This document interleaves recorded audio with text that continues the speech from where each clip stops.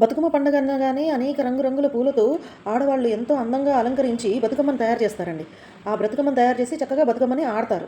ఆ అలంకరణ చుట్టూతా బతుకమ్మని ఆడటం జరుగుతుంది.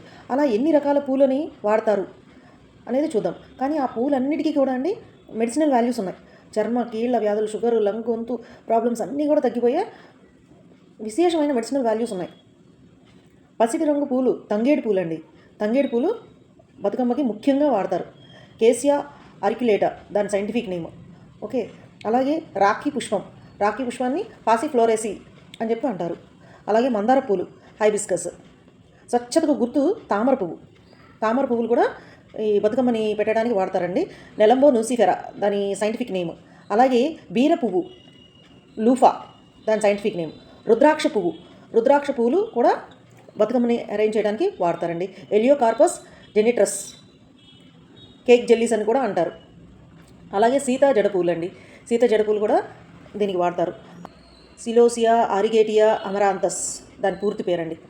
అలాగే గునుగు, గడ్డి పువ్వు, గడ్డి పువ్వులను కూడా బతుకమ్మని అరేంజ్ చేయడానికి వాడతారు. సెలోషియా దాని పేరు సైంటిఫిక్ నేమ్. అలాగే బంతి పూలు, క్రిసంతిమం, బయోన్కో.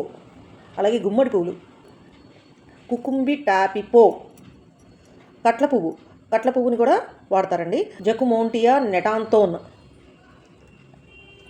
వీటన్నిటికి కూడా బ్రహ్మాండమైన మెడిసినల్ వాల్యూస్ ఉన్నాయండి.